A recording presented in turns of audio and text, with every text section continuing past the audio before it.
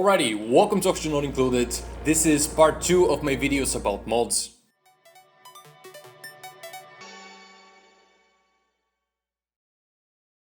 In part 1, I went over what mods are, showed you where to find them and how to add them. There, I also categorized the mods into 3 categories and gave you some recommendations for the first group. Mods that keep game authenticity. Now here, I'd like to have a look at the final 2 groups, game tweaks and game aesthetics. Beginning with game tweaks. Those are mods that will add new game mechanics or add structures that will have a medium to high impact on your colony. As much as they're helpful, these could be regarded as cheating, since they influence the game quite a bit. With this out of the way, here are my personal suggestions. Buildable natural tile. In my first tips and tricks video, I showed you a way to create a natural tile without using mods. It is really not difficult, but it sometimes can be quite the slow process because of the steps that are involved. Now, if you're like me and just don't want to go through this, make use of the buildable natural tile mod. The natural tile won't be available right away from cycle 1 though, so you need to research it. For this, just go to research basic farming and it will unlock it together with some other basics like compose and farm tiles. You can create a natural tile from solid materials including ice, snow, sand, or quite frankly, all other solids. The tile will behave the same way as an undecked piece of material and will allow you, for example, to have wild plants growing from them. Just keep in mind that here as well, when you dig the resource back up, you can expect to lose half of it. There's weird game mechanics. The duplicate reach around. You know, I've always found it frustrating to not be able to build a ceiling of a 4 tile high room. It is just so annoying to have to build ladders that the dupes can climb to be able to finish the ceiling. This mod just took the stress off of my shoulders so that I could concentrate on the more stressful things, like giving my duplicants hypothermia, searching for algae on the map, and trying to keep out all the shine bugs from the bedrooms at night. This addition to the game will make it so that your duplicants will be able to reach out 1 tile farther than originally intended, and it will make it possible to build those ceilings. By the way, do you see this corner tile over here? Your duplicants won't build it. You will still need to deconstruct the 2 tiles under it or build a ladder. So yeah, nothing in this world is perfect, okay? Oh, and if this mod is too much for you, give Crack Reacher a go. It will only increase your duplicant's range upwards instead of in all directions. Imbus storages.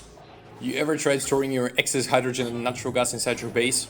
Yep. Did you notice how many storages you had to build just to fit the excess from 2 geysers? Yep. Consider imbus storages. This mod increases the capacity of storage bins from 20 to 40 tons, the liquid reservoirs from 5 to 80 tons, and the gas reservoir from 150 kilos to 20 tons. 133 times more. You know, now that I think about it, this may be a little too much. Beak it. I'm actually not sure if those numbers are configurable or not. I think not. For those of you that just cannot live without perfection in their lives and insist of having the perfect world and perfect duplicants, consider the following 2 mods. But I'm warning you, this may take away some of the fun. WGS or short for Duplicants Generation Settings Manager, is a mod that will allow you to take full control in the customization of your duplicants. Both in the starting screen or in the printing pod, you can assign the traits that you want your duplicants to have. Not only that, but you can even customize their stress and overjoy reactions. To edit your duplicant's traits inside the selection screen, click on the settings icon in the right corner and you will reach the selection menu. There you can select which traits you'd like by switching between them with the change button. One thing that cannot be done here is that you cannot customize the number of traits a duplicant has. So for example, if you like to have a single negative and 2 positive traits, then you have to re-roll until you find a duplicant with the desired amount and then fine-tune each one specifically from the menu. Overall, this mod allows you to skip the tens or even hundreds of re-rolls to find the perfect duplicant and lets you cut to the chase and enjoy the gameplay. This mod can also be configured from the mod menu. When you click on config, you can select between having some or no positive or negative traits. You can choose to disable the mod for the printing pod, select the numbers of cycles it will take for it to activate, decide to print only care packages, or even fix the number of positive and negative traits. The second mod, created from the same developer, is the World Generation Settings Manager, or WGSM. Adding yet another level of customization, and as the name suggests, this mod allows you to specify which traits your world will have. To do so, go to the World Generation screen, choose your asteroid and click on Game Settings. It allows you to select from 4 types of world traits: None, Random, Specific, or Specific Random. For the first one, the world will be default and no traits will be generated. Random is the same as mod switched off. It will generate random traits based on the seed. With Specific, you're gonna have the traits that you have selected from the customization menu. And for Specific Random, the world will be generated with random traits from the specific list. Do keep in mind that, according to the author of this mod, the maximum number of traits one world can have is 14. This limitation is built into the game, and exceeding it can cause instability in the generated world. You're either going to get a black screen on load, or your colony will be dead on startup.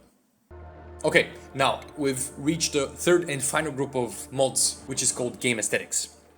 Those are mods that will add features to the game that will have minimum to no impact on the gameplay and will influence it only aesthetically. Let's begin with Wallpaper. This is simply my favorite mod that adds aesthetic features only. Wallpapers are background buildings that resemble a drywall, and when built, they cover up pipes, wires, and conveyor rails, making your base look tidier. They grant a tiny amount of decor, but do not block the decor penalty from pipes or wires behind them. Wallpapers can be built with almost every solid available in the game and get colored according to the material used to build them. Here is an overview that I made, showing you their color for each material. Found in the category Furniture, they do require the specific research, Artistic Expression. As much as they resemble a drywall, wallpapers do not have the same function. They do not seal tiles from the vacuum of space. Resculpt. Doing what the title suggests, this mod will make it possible to re-sculpt statues without the need to destroy them. It has been extremely helpful for when I plan a room and I need to replicate a statue for symmetry. You will no longer have to deconstruct the statue, construct it again, and wait for your artist to sculpt it. A couple of points to remember are that only available variants for the selected sculpture and the same decor tier can be selected. The artwork's current tier will not be changed. Oh, and this mod is also available for paintings with a repaint button. Selecting it, your artist will just cycle through the options available. For best performance, try resculpting or repainting while the game is unpaused. And finally, this mod also works well with other custom artwork variants. Decor Lights. This mod adds 4 new lamps to the game: a salt lamp, a lava lamp, a ceiling lamp, and a luminiferous sphere. The lamps have a very pleasant look, and in combination with the wallpaper mod, they can add a very nice and unique look to your base. When the required research, glass blowing, has been done, they can be found in the building category Furniture. The new lamps have different energy uses, they add decor and produce heat. Overall, very pleasant and aesthetically pleasing. Buildable BOI props. Remember when you're exploring the map with your duplicants and you stumble across parts of the map that resemble abandoned rooms or structures? The so-called points of interest? There you can see tables, desks, clocks, and many more other objects that you cannot deconstruct or replicate. Well, with this mod, now you can bring them to your base.